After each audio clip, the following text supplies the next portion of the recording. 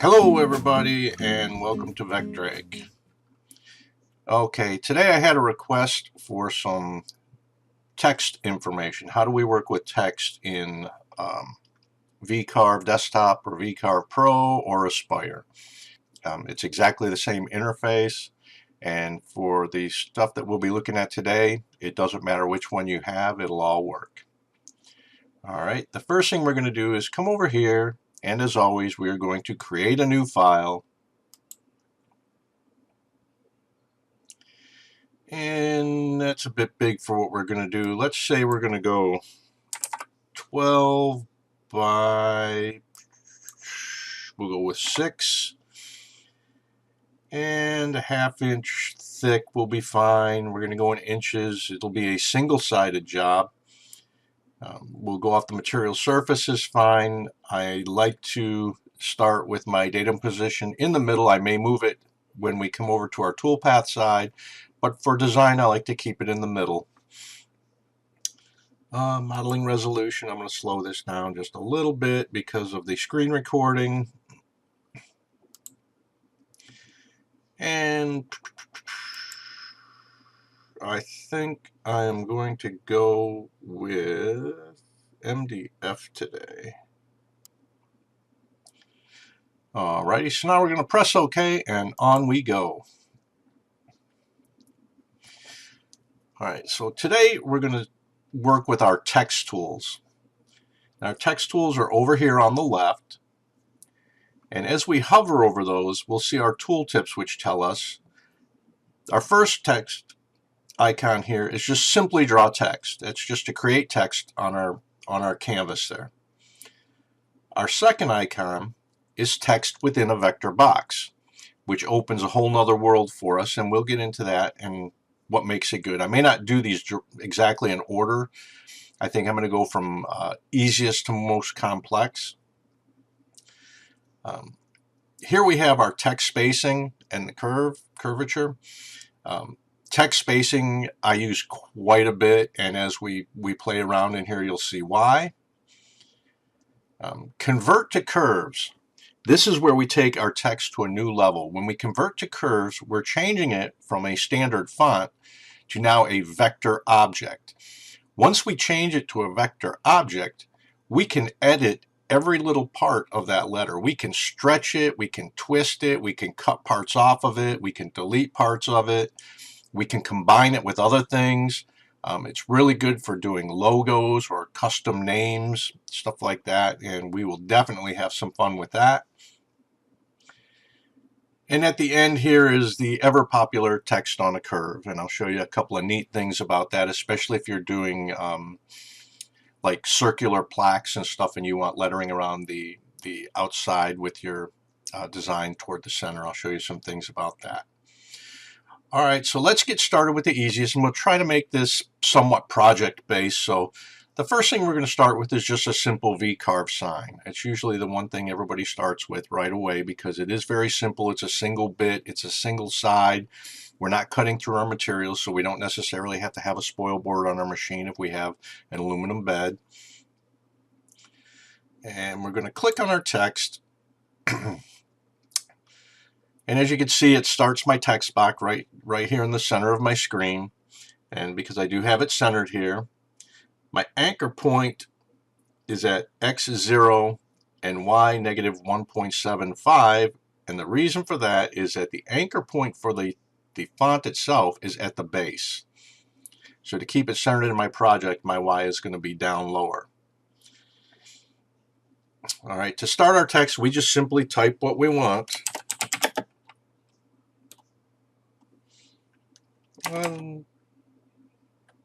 Let's go with XT. Okay, and as you can see, that's a bit big. So to set my size, I can come right in here and I can say, all right, we're just going to make this an even 3 inches. And of course, it fits right in there. I can align my text to the left, right justified, center. Same as with anything, and that kind of worked backwards, didn't it? That's justifying it to the right. That's justifying it to the left, and that's justifying it to the center. I think it's because I have my datum in the middle, but either way, if one doesn't work for you, the other will. If the font has a capability, you can bold it, which in this particular font doesn't make a whole lot of difference. And you can italicize it. Now, let's say you don't like that particular font that you have. You can click on this and come down to whichever one you'd like and select it. I kind of like to run through them, so when I hit this drop-down box, I'll go ahead and click on it. Now you see that this is all blue up in here. Now, having that blue, I can use the arrow keys on my keyboard, and if I click the down arrow or the up arrow, you'll see that I'm running through the text, and as I'm doing that, my text is changing along with it on the screen, on my canvas there. So that's a good way to test, because some fonts are tall and skinny, some are short and fat. And for the most part, as long as your text is a font and hasn't been converted to curves, you're pretty much at the mercy of the design of that font, how it was made. That's a pretty cool one. I like that, kind of cartoonish but fun. Alrighty, so let's say I have that, and I'm saying, oh, that's still a little bit too big, so I'm going to go down to 2.75. And if I wanted to, I could add more text in here. I could go, if I wanted to add a second line, I would just hit the return key or the enter key.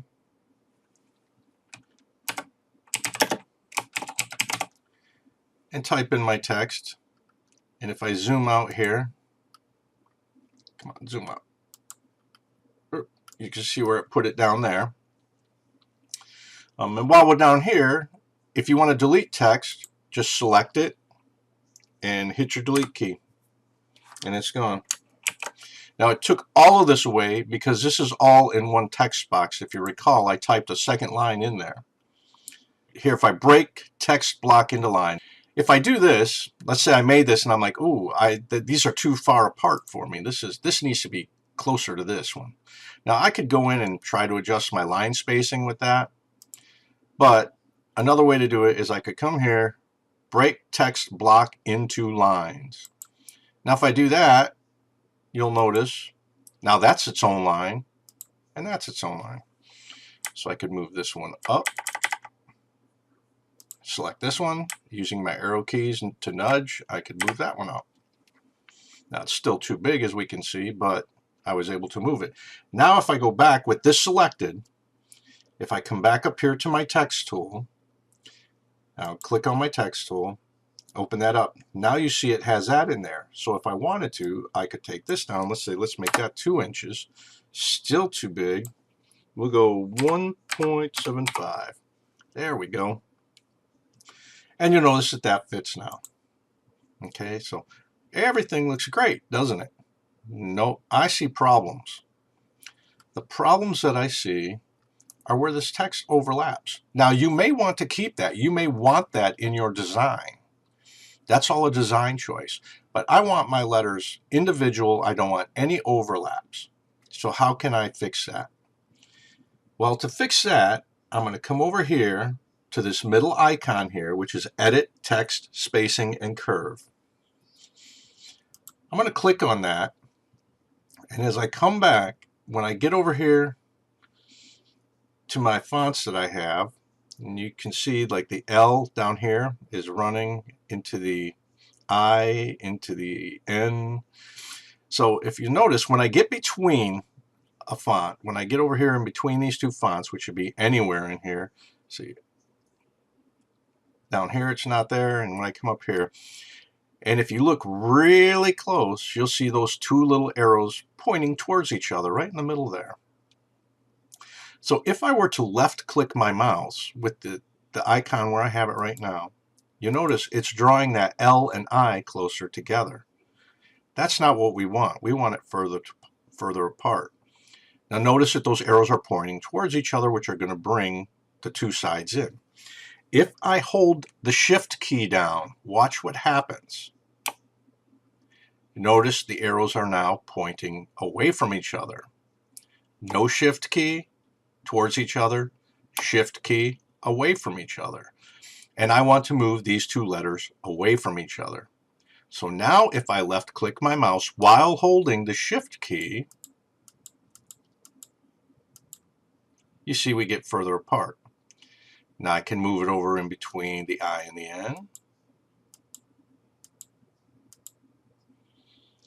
And now notice I have some really nice spacing here. So I'm going to come back. Now I'm going to select my upper text. And again, I'm going to go to my edit text spacing. I'm going to click on that. As I come over, you'll see my cursor change. Again, right now my arrows are towards each other and I want to spread the E and the X away from each other. I'll hold down my shift key, my arrows change, I'm going to click. I'm also going to move it over here. I'm going to give it a couple clicks here, and it's keeping it centered all the while. So now I have my letters are all nicely spaced apart, and that would be ready for V carving. So pretty cool, huh?